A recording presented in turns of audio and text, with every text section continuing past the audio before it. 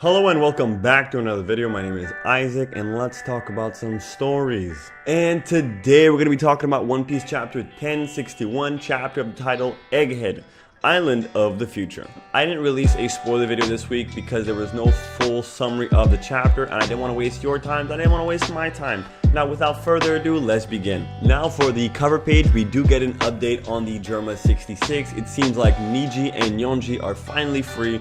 They're out with their brother and their sister on their way out from Whole Cake Island, accompanied by Caesar, who is a pivotal component to their plan to escape. This chapter picks up exactly where we left off, with Chopper and Luffy flown out of the ship.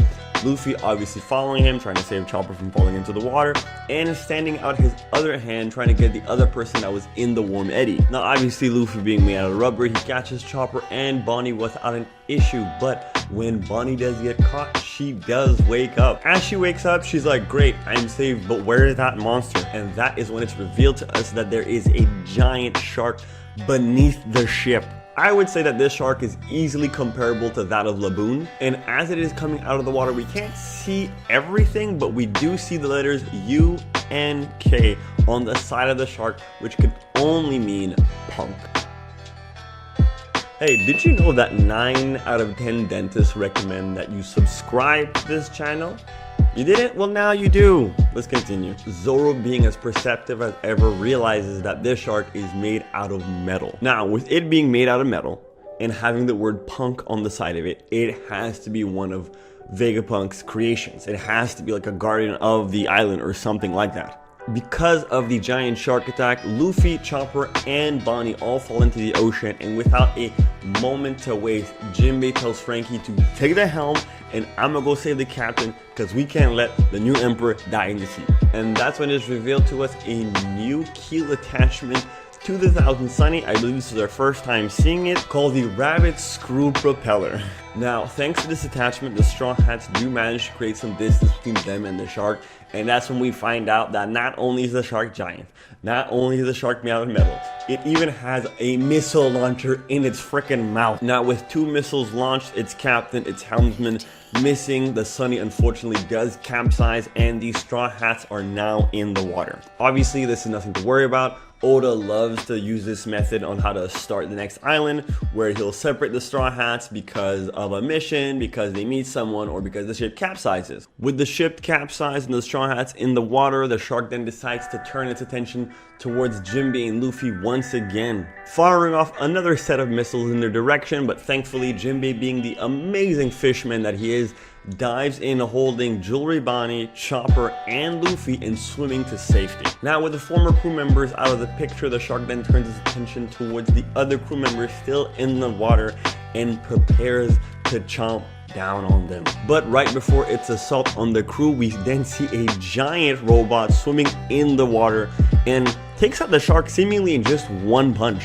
From that, we cut to a naval base G14, where we are met with Tashigi and the giant kids from Punk Hazard. I don't know if you guys remember, Caesar the Clown was trying to make artificial giants, and he was using kids for the experiment. We find out that the kids in Tashigi's care have been given medicine on a regular basis, and it seems like it's actually been working on making them go back to their original size. Would you look at that, the Navy doing something good for other people.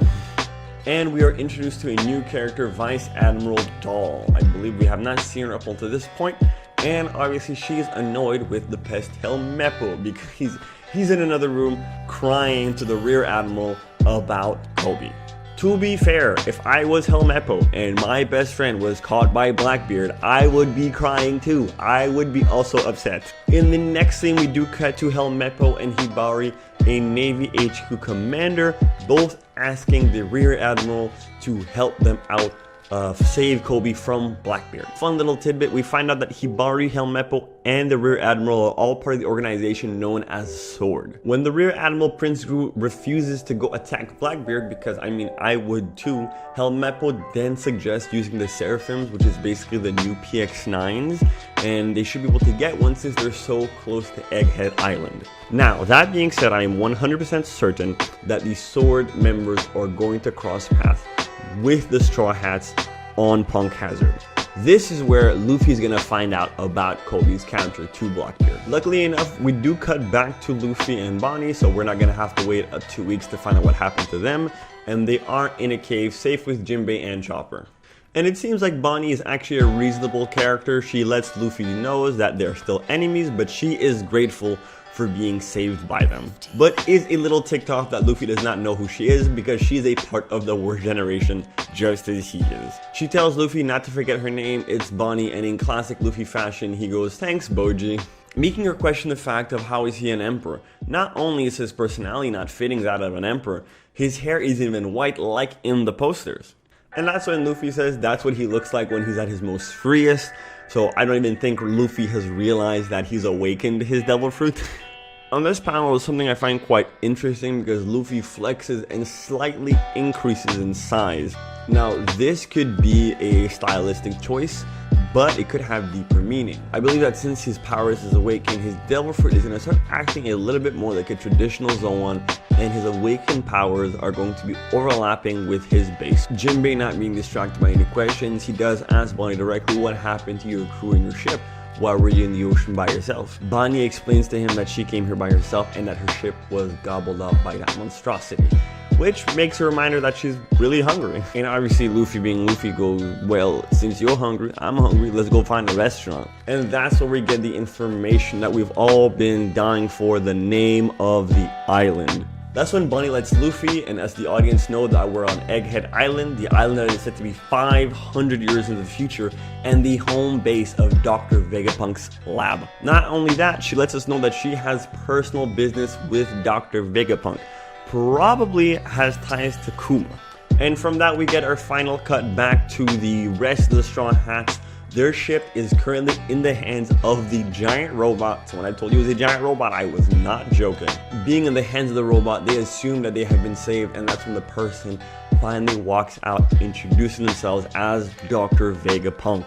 And my, oh my, was my imagination way off on what Dr. Vega Punk would look like. Turns out it's a beautiful young woman, probably 20, 25 in that age. But then again, this is One Piece, so she might be 100, we have no idea. And for someone who has a band of pirates in her hands, she seems quite non-threatening and like reasonable to talk to. So I think there's going to be some type of discussion going on, and it's not going to be like straight to prison or absolute justice with Dr. Vega Punk. And that's the end of the chapter. Unfortunately, we will be on break next week, but I will continue to bring you more anime and manga content. If you like this video, hit that like button. If you dislike it, hit that dislike. Any feedback is good feedback. Let me know what you guys think is going to happen in the following chapters in the comment section down below. And I'll see you guys next time. Peace.